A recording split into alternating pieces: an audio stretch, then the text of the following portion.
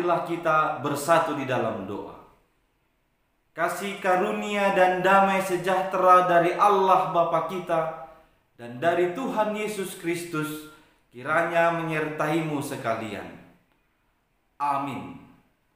Bapak, Ibu, saudara-saudari yang dikasihi oleh Tuhan Yesus Kristus, kita akan mendengarkan firman Tuhan dalam ibadah pertangyangan hari ini, yakni firman-Nya yang tertulis dalam kitab Kejadian pasal 11, ayatnya yang pertama sampai dengan ayat 9. Beginilah firman Tuhan, saya akan membacakan bagi kita semua. Menara Babel. Adapun seluruh bumi, satu bahasanya dan satu logatnya. Maka berangkatlah mereka ke sebelah timur dan menjumpai tanah datar di tanah Sinear, lalu menetaplah mereka di sana. Mereka berkata seorang kepada yang lain, "Marilah kita membuat batu bata dan membakarnya baik-baik." Lalu bata itulah dipakai mereka sebagai batu dan tergala-gala sebagai tanah liat. Juga kata mereka, "Marilah kita dirikan bagi kita sebuah kota dengan sebuah menara yang puncaknya sampai ke langit. Dan marilah kita cari nama, supaya kita jangan terserak ke seluruh bumi." Lalu turunlah Tuhan untuk melihat kota dan menara yang didirikan oleh anak-anak manusia itu. Dan ia berfirman, "Mereka ini satu bangsa dengan satu bahasa untuk semuanya. Ini barulah permulaan usaha mereka. Mulai dari sekarang, apapun juga yang mereka rencanakan, tidak ada yang tidak akan dapat terlaksana. Baiklah kita turun dan mengacau balaukan di sana bahasa mereka, sehingga mereka tidak mengerti lagi bahasa masing-masing. Demikianlah mereka diserahkan Tuhan dari situ ke seluruh bumi, dan mereka berhenti mendirikan kota itu. Itulah sebabnya sampai sekarang nama kota itu disebut Babel, karena disitulah dikacau balaukan Tuhan bahasa seluruh bumi, dan dari situlah mereka diserahkan Tuhan ke seluruh bumi. Demikian pembacaan firman Tuhan. Bapak, Ibu, saudara-saudara sekalian yang dikasihi oleh Tuhan Yesus Kristus, khotbah pada malam hari ini diterangi tema pengendalian diri terhadap teknologi. Tentu kita semua sudah terbiasa mendengar kata teknologi. Kalau kita buka Kamus Besar Bahasa Indonesia, kata teknologi itu berarti keseluruhan sarana untuk menyediakan barang-barang demi kelangsungan dan kenyamanan hidup manusia. Jadi dari kata teknologi itu sendiri, kita tahu bahwa itu adalah baik. Demi kelangsungan, demi kenyamanan hidup manusia. Teknologi itu dari dirinya sendiri itu adalah baik. Sehingga kita boleh mengatakan ada banyak hal-hal positif dari teknologi. Kita ambil contoh, terutama di masa pandemi COVID-19 ini. Ketika kita harus tetap bekerja, tetap harus belajar, tetapi dengan tetap memperhatikan menjaga jarak dari orang lain, teknologi telah menolong kita untuk menjawab situasi itu. Kita bisa bekerja dari rumah secara online, kita juga bisa belajar dari rumah secara online atau disebut dengan daring. Kita juga bisa beribadah dari rumah dengan ibadah-ibadah virtual yang kita sudah ikuti beberapa bulan belakangan. Di Korea Selatan, mereka memiliki satu cara yang sangat baik dalam menangani COVID-19 di negara mereka. Itu didukung oleh teknologi.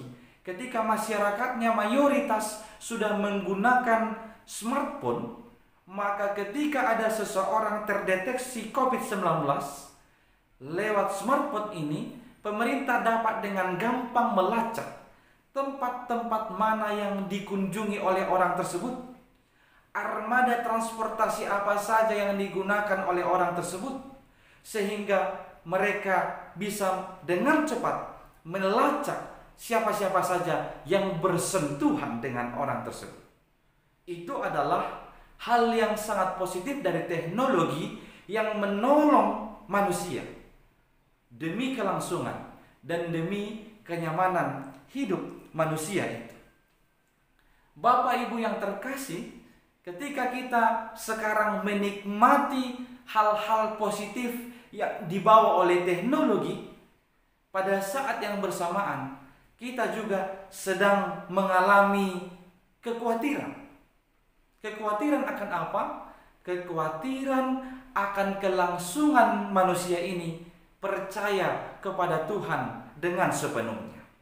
Karena apa? Karena teknologi ini, terutama dalam teknologi informasi yang kita kenal dengan handphone, smartphone itu telah membuat seluruh manusia di dunia ini menghabiskan waktunya lebih banyak dengan teknologi itu. Dalam satu hari kita coba hitung-hitung berapa lama kita bersentuhan dengan teknologi dan berapa lama kita tidak menyentuh teknologi. Saya boleh pastikan di zaman ini kita akan jauh lebih banyak menggunakan teknologi daripada tidak menggunakannya. Bahkan pada saat ini, ketika kita mendengarkan khotbah ini, ketika saya membuat khotbah ini pun, saya tetap menggunakan teknologi. Tapi sekali lagi, teknologi dari dirinya sendiri tidaklah salah. Teknologi dari dirinya sendiri adalah baik demi kelangsungan dan kenyamanan hidup manusia. Namun di samping itu kita tidak boleh tutup mata. Hal-hal negatif seperti yang saya sebutkan tadi adalah teknologi bisa menjauhkan kita dari Tuhan Allah kita. Teknologi bisa membuat kita melupakan Tuhan Allah kita. Teknologi juga bisa membuat kita ikut menghina Tuhan Allah kita dan menghina sesama manusia. Maka Bapak Ibu, alangkah tepatnya tema pada malam hari ini yang mengatakan pengendalian terhadap teknologi. Berangkat dari kisah pembangunan Menara Babel, kita tahu pembangunan Menara Babel ini yang diprakarsai oleh Nimrod, cucu Nuh, itu lama sekali sebelum zaman Nebukadnezar, kerajaan Babilonia. Maka kita boleh mengatakan teknologi secara khusus dalam pembangunan infrastruktur atau arsitektur itu sudah ada jauh sebelum zaman sekarang ini. Karena di sini ketika orang-orang yang anak-anak manusia disebutkan yang hidup pada zaman pembangunan Menara Babel itu, mereka dari dirinya sendiri berencana untuk membangun satu kota, membangun satu menara yang tingginya sampai ke puncak langit. Itu adalah suatu bukti bahwa manusia pada saat itu sudah memiliki daya berpikir untuk membangun teknologi. Itu teknologi pembangunan dengan membakar batu sebagai batu bata dan membuat tergala-gala sebagai tanah liat disebutkan dalam teks ini. Itulah teknologi arsitektur yang pertama sekali kita lihat. Bapak Ibu yang terkasih, dalam pembangunan itu kita tahu sebenarnya awalnya kita bangga bahwa itu adalah anugerah yang Tuhan berikan kepada manusia, sehingga manusia itu bisa berpikir, bisa berinovasi, bisa menemukan suatu teknologi untuk membuat suatu bangunan. Itu adalah hal yang patut kita syukuri. Namun dari rencana pembangunan itu yang menjadi masalah dalam teks ini, karena orang-orang pada zaman itu membangun menara itu dengan tujuan yang salah, dengan motivasi yang salah, yaitu mereka ingin mencari nama dan mereka ingin membuat supaya tidak terserak. Ini adalah alasan atau ini adalah menjadi halangan bagi suksesnya pembangunan Menara Babel pada saat itu. Ketika Allah tahu bahwa motivasi bangsa itu membangun Menara Babel, membangun kota itu demi mencari nama dan menjaga supaya tidak terserak, maka Allah sendiri yang turun tangan mengacaukan pembangunan itu dengan mengacaukan bahasa mereka. Awalnya disebut mereka satu bahasanya, satu logatnya. Tapi ketika mereka memiliki motivasi yang salah, menggunakan teknologi untuk hal-hal yang mereka inginkan atau demi kepentingan diri mereka sendiri, di sanalah Tuhan turun tangan mengacaukan bahasa mereka. Akhirnya pembangunan itu berhenti. Bapak, Ibu, saudara-saudari yang terkasih dalam nama Tuhan Yesus Kristus, dari kisah Menara Babel ini kita mau belajar, kita mau membiasakan diri supaya menjadi orang-orang yang percaya, yang mampu menggunakan teknologi hanya untuk kemuliaan Tuhan saja, bukan menjadi kemuliaan diri kita, tapi sekali lagi hanya untuk kemuliaan Tuhan saja. Maka bagaimana caranya supaya kita dapat menggunakan teknologi ini demi kemuliaan Tuhan Allah? Lewat teks ini saya mengangkat paling tidak ada 3 hal yang boleh kita kerjakan bersama. Yang pertama adalah hidup mengandalkan Tuhan. Sehebat apapun ilmu pengetahuan yang kau miliki, secanggih apapun teknologi yang bisa dihasilkan oleh manusia ini, tapi jangan pernah tidak mengandalkan Tuhan di dalam perjalanan kehidupanmu, terlebih di dalam setiap rencana-rencanamu. Kita baca di setiap ayat yang ayat 1 sampai ayat 9 itu, di rencana orang-orang pada saat itu tidak ada melibatkan Allah sedikit pun. Ketika mereka mengatakan mari kita membangun kota, membangun menara, mereka mengatakan mari kita mengambil bata dan membakarnya dan membuat tergala-gala. Tidak ada sedikit pun dalam perencanaan itu mereka menyebut nama Allah. Sebaliknya, mereka menyebut dirinya sendiri. Kita mencari nama supaya kita tidak terseret. Semuanya hanya untuk diri mereka sendiri.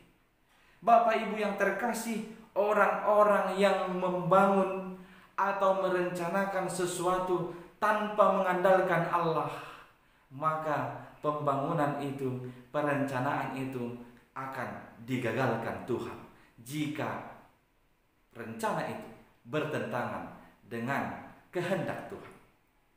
Kisah pembangunan Menara Babel ini menjadi contoh bagi kita bahwa sehebat apapun kita, secanggih apapun teknologi yang kita miliki pada saat ini, kita harus tetap mengandalkan Tuhan Allah dalam kehidupan ini. Kita harus tetap berkata, jikalau Tuhan berkenan. Apapun yang kau rencanakan, apapun yang kau bangun sekarang, apapun yang kau perbuat sekarang, katakanlah jika Tuhan mengizinkan, jika Tuhan berkenan. Artinya kita mengandalkan kekuatan Tuhan, kita mengandalkan kuasa Tuhan demi keberhasilan pekerjaan, perbuatan, perencanaan atau pembangunan yang sedang kita kerjakan. Lihatlah, pembangunan Menara Babel adalah rencana menentang Allah. Ketika mereka mengatakan marilah kita supaya mencari nama, dan mereka mengatakan supaya kita jangan terserak, ini adalah rencana menentang kehendak Allah.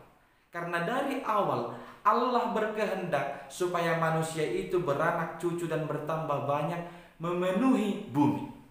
Jadi tidak dikatakan supaya mereka tinggal di satu tempat saja. Sebaliknya, supaya manusia itu terserak memenuhi bumi. Maka orang-orang ketika pembangunan Menara Babel ini telah berusaha menentang rencana Allah di awal, yaitu untuk memenuhi bumi. Sekali lagi, hidup yang memuliakan Allah lewat teknologi adalah hidup dengan mengandalkan Allah. Yang kedua adalah mengendalikan diri. Kita harus memiliki pengendalian diri dalam kehidupan ini, terlebih dalam menggunakan teknologi. Karena kita tahu di dalam teknologi itu, penggunaan teknologi itu, kita bisa saja akhirnya menjadi kebablasan. Kita tidak bisa mengendalikan diri kita. Kita ambil contoh yang sederhana. Masih banyak sekarang ini dari antara orang-orang Kristen yang tidak dapat mengendalikan diri dalam hal penggunaan media sosial. Itu salah satu kemajuan teknologi yang kita nikmati bersama.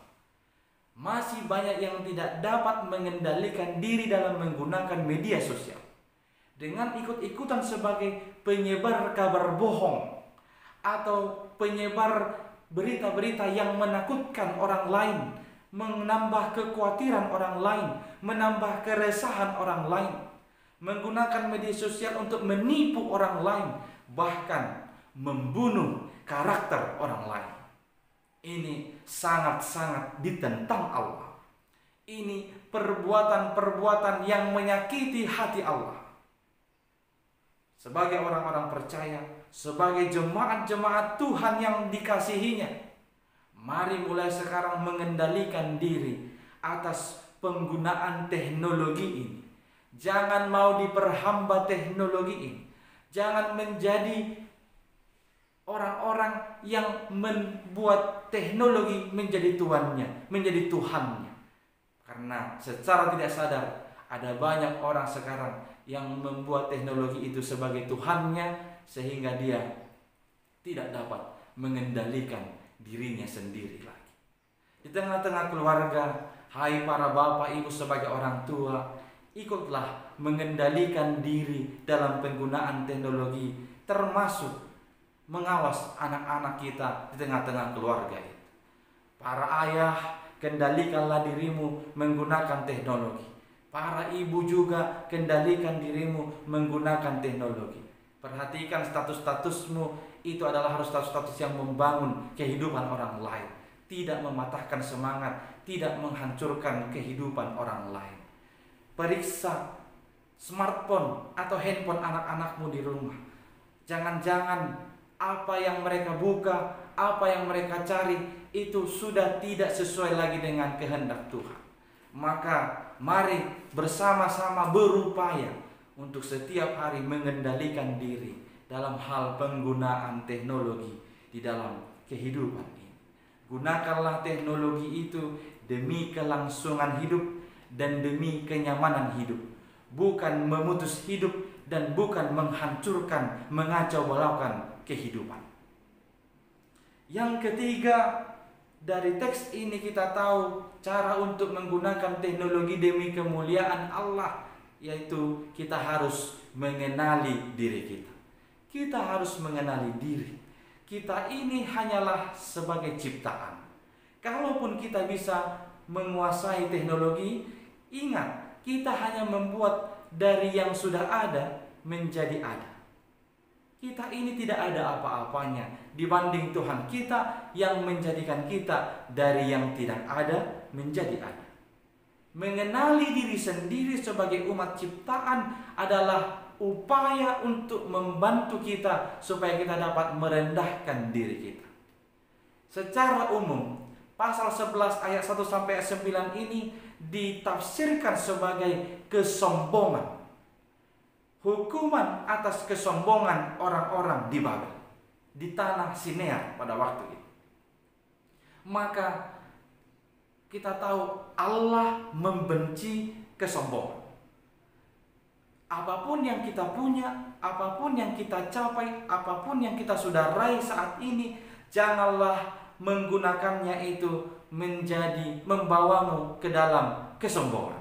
Tapi tetaplah dengan rendah hati menggunakan semuanya itu demi kemuliaan Tuhan.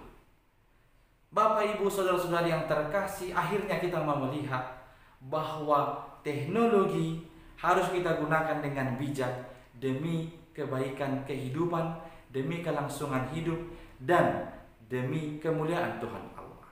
Kita harus tetap menggunakan teknologi itu dengan mengandalkan Tuhan, dengan mengendalikan diri, dan dengan mengenali diri kita ini siapa. Dengan demikian kita akan dapat disebut sebagai orang-orang yang telah memuliakan Tuhan Allah lewat kemajuan teknologi. Bapak, Ibu yang terkasih, marilah menjadi orang-orang yang mensyukuri berkat Tuhan lewat kemajuan teknologi ini. Tetapi sekaligus marilah menjadi orang-orang yang menggunakan teknologi ini demi kebaikan, demi kelangsungan, dan demi kenyamanan, serta demi kemuliaan nama Tuhan Allah kita saja. Amin.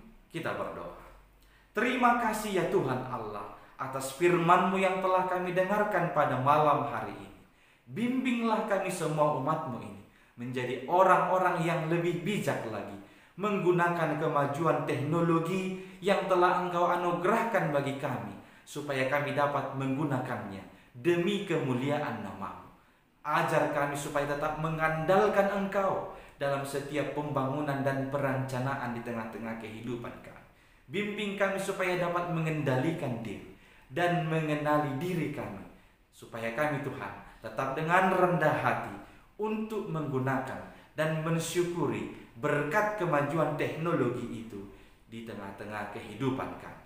Tuhan, kami juga berdoa pada malam hari ini bagi seluruh umat-Mu dimanapun mereka berada. Berkatilah mereka dengan sukacita dan berkat melimpah di tengah-tengah keluarga mereka masing-masing. Jauhkan dari sakit penyakit. Tuhan, berkati jugalah seluruh umat-Mu di dunia ini yang hingga pada malam hari ini tetap bergumul dan di dalam kekhawatiran untuk menghadapi pandemi COVID-19 ini.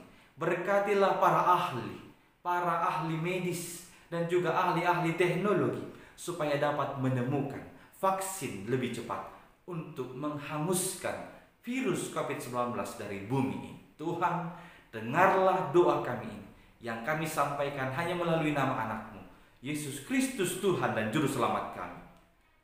Amin.